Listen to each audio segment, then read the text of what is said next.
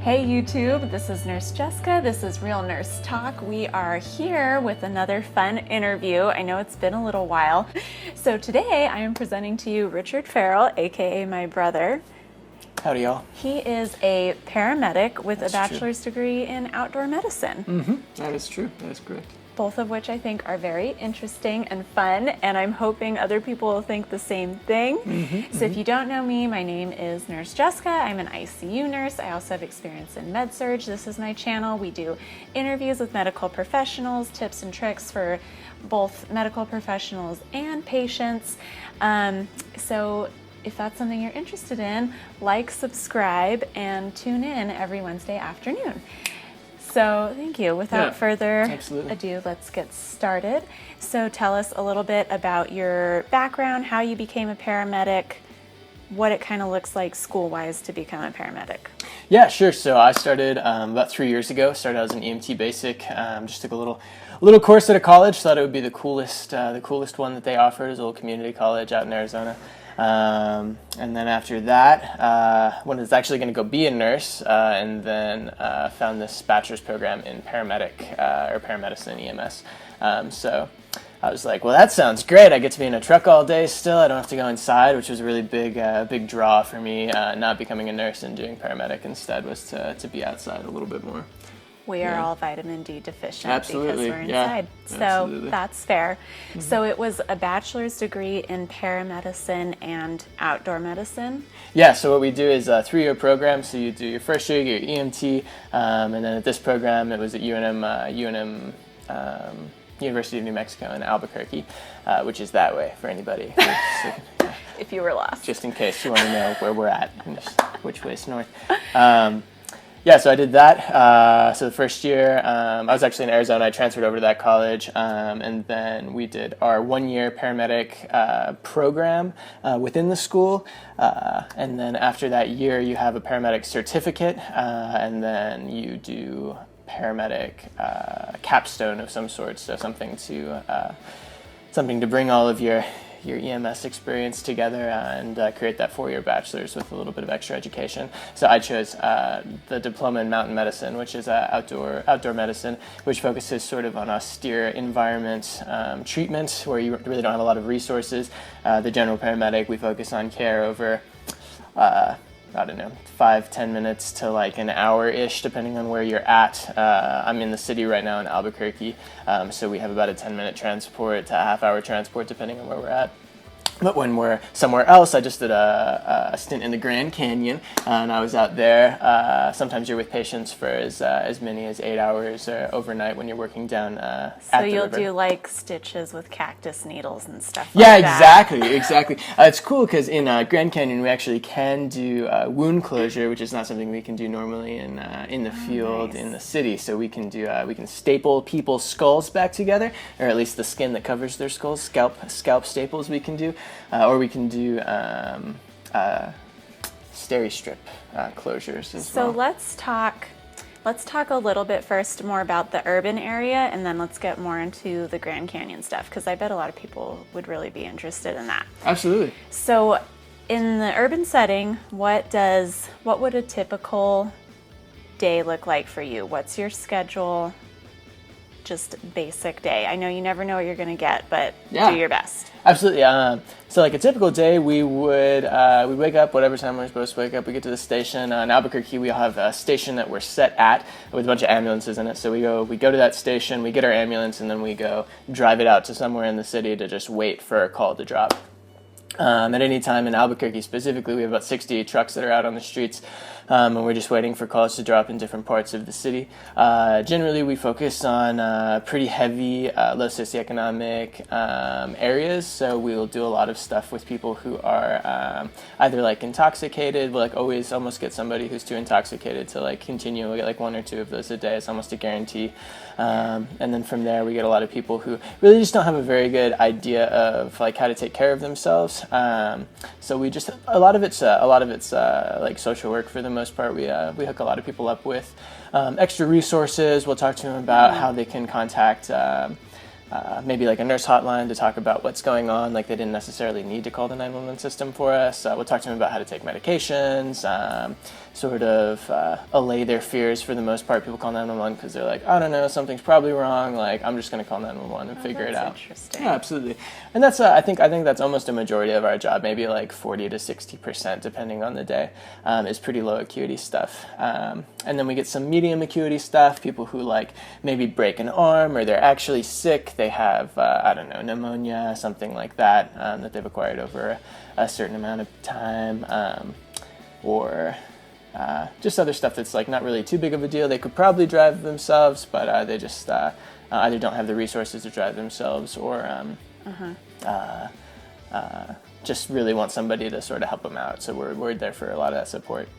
And then we get maybe about 10% of the calls that we'd run are actual like true emergencies, people who have what are those? So yeah, what qualifies as a true emergency? I think anything that's going to threaten your ABCs, which is your airway, breathing, circulation, so anything that you're going to actually die from if you're not treated by a medical professional. So people who've been shot and stabbed have an exsanguinating hemorrhage, which means you're just bleeding like a whole bunch out of yourself, and it needs to be stopped, and you need to be treated. Yeah, people who get hit by vehicles, people who get into car wrecks, which actually aren't that bad. Car wrecks in general are usually pretty mellow, like unless you are on the highway. Yeah. Usually, and you flip your car a few times, or you're ejected. That's like the only time you're really going to see something that's bad. Otherwise, cars are just like way safer than a lot of people think they are.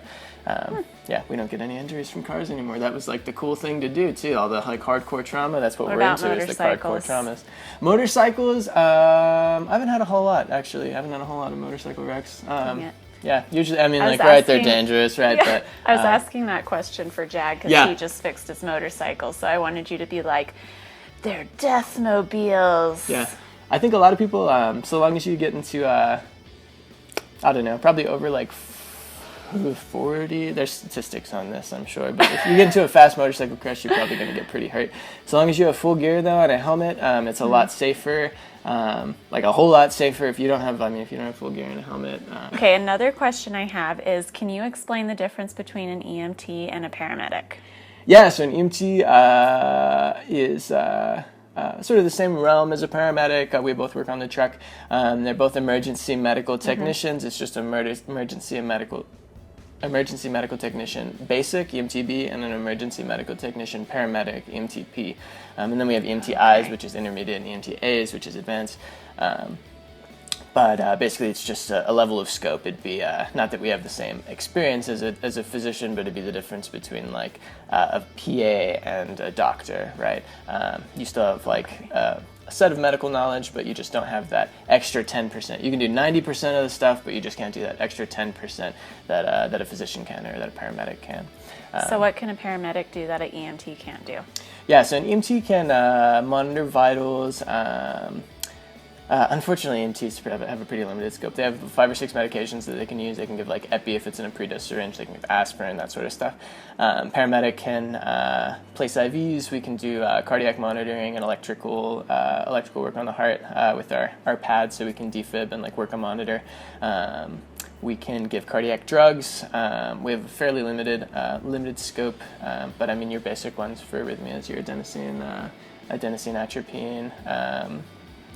So any real emergent meds that can't wait, you guys have the scope to give that. Absolutely. Which is kind of cool. Yeah, absolutely.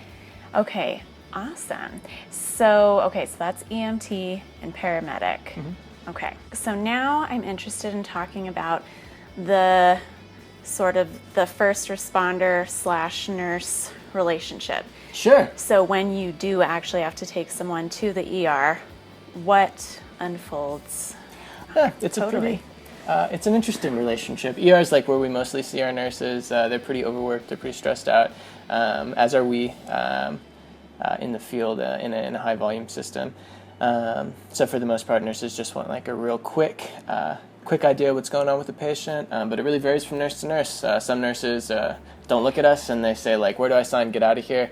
I can figure the rest out. I'll ask the patient because I'm a better provider than you are, which is totally cool. Other nurses, kind of rude. Yeah, right. But I mean, that's conditioned over many years of having people who take just too much of their time, or they're having a bad day, or whatever. You Yeah, know? So of it's course. definitely conditioned.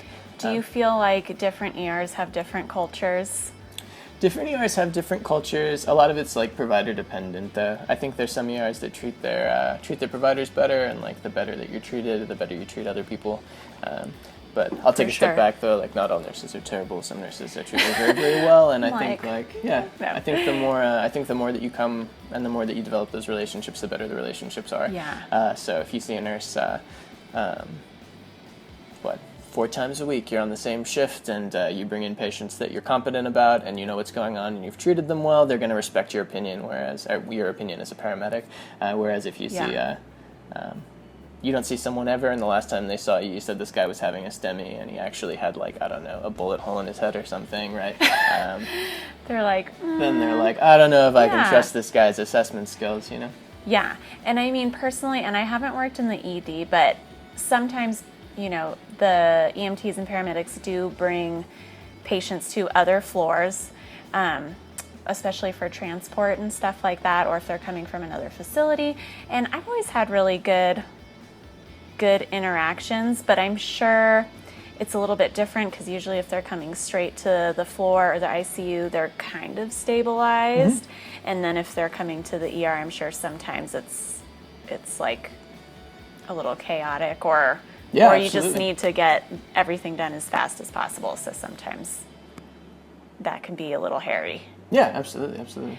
Cool. So you kind of drop them off. So ideally, you bring the patient in, give a little bit of report, what happened, their latest set of vitals kind of thing, and then you head back out and you wait for your next call. Yeah, it's for the most part. When we have transfers from like floor to floor, so we'll transport to different hospitals. Usually everything's been done for the patient, and the report's already been called over, so we really don't have to give too much of a report for a stable patient, right, that we're transporting to the ICU, or just to another, like a post-op floor or something. It's usually like, we got a call, we know everything that's going on. Did they have anything crash en route? And you say no, and then that's pretty much over. Okay, so now let's talk more about your outdoor experience. Sure. So what kind of things do you get to do and see in outdoor medicine as a paramedic that are different from the urban setting? So that's a real cool change. Just determining what patient qualifies for treatment is really big. So if you go into like I had a patient the other day who had, he like passed out, right? And he's probably like a 60-year-old patient, passed out. And it was hot, so I was like, you probably passed out because you were hot and you stood up too fast. But right, he's a 60-year-old patient, and we're at the bottom of the Grand Canyon. So I mean, if we just exactly, right? Yeah. So we've just qualified that as like a call me back if anything changes in the city. That's like what we would say, like, hey man, like you probably just passed out. Like obviously like a syncope when it's not hot in the city, right, would be like, all right, well you're over 60, you passed out. You're over 65, you passed out, you should probably go in because it's probably something serious. Like that's a huge risk that you're taking not going in. But I would consider like, oh well, you know, if you don't want to go, then that's probably okay because we're right down the street and you can call us back and we'll be here in 5 minutes and then we'll take you to the hospital. It's really not that big of a deal. But at the bottom of the Grand Canyon, right, he's like 10 miles from the top of the rim. He's got to walk that whole way back up. So I hung out with that guy. I mean, this is a very specific case. I hung out with that guy for a little while. I felt like a missed beat on his heart, and I was like, oh, okay, so there's something. And it only happened whenever he was active, right? So you're worried about like a lethal arrhythmia kind of thing? Yeah, absolutely. On that. Yeah. Well, he was missing a beat. He was starting PVCs, which is probably why he passed out. So anyway, even if he wasn't, though, right? Like that's probably something worth flying out, which was a really big thing in the canyon. Is this worth flying out of the canyon? So we have a helicopter there. We go to the bottom to pick people up who we don't think can make it out, and that's cool. Yeah, it's a big difference. So you get to ride in helicopters. Yeah, so that was a huge fun thing about the Grand Canyon. That was a blast. You got to fly in helicopters in the Grand Canyon. Yeah, absolutely. So we ran in this. Pretty cool. Yeah, this helicopter we called 368, which is man, I wish I knew the the type of helicopter is a rotorless helicopter. Really cool, really big, really powerful, really light, really expensive, and it was a lot of fun to ride in, which is basically all I know about it. But you'd actually like go into the Grand Canyon, which is really cool because you can't pay for that. You have to. They only sell tourist flights like over the Grand Canyon, like way off outside of the corridor, which is the main strip of the Grand Canyon.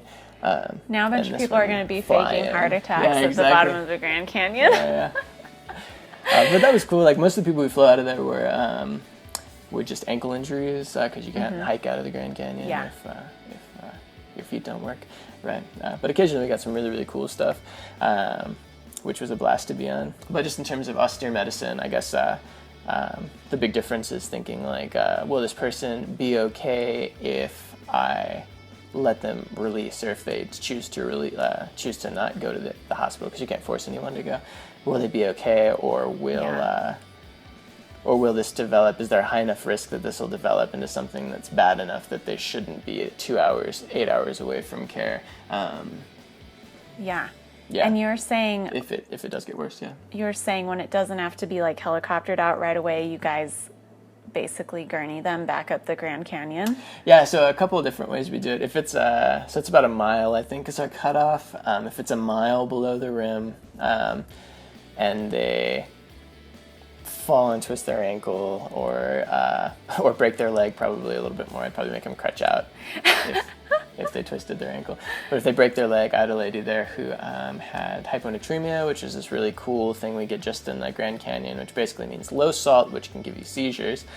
So we took a blood test on her down there. Another cool thing we do, we like bring all of our hospital gear like down, and we're in the dirt, and we're like taking blood tests and that stuff. That's cool. Which is really cool. But she was hyponatremic, so we were like, she could have a seizure if she puts any more egg, like if she exerts herself anymore, and we have to monitor her the whole time for that, and like have narcotics ready. So we had to bring a litter down, is what it's called, which is basically just like a big long gurney basket with a wheel on the bottom.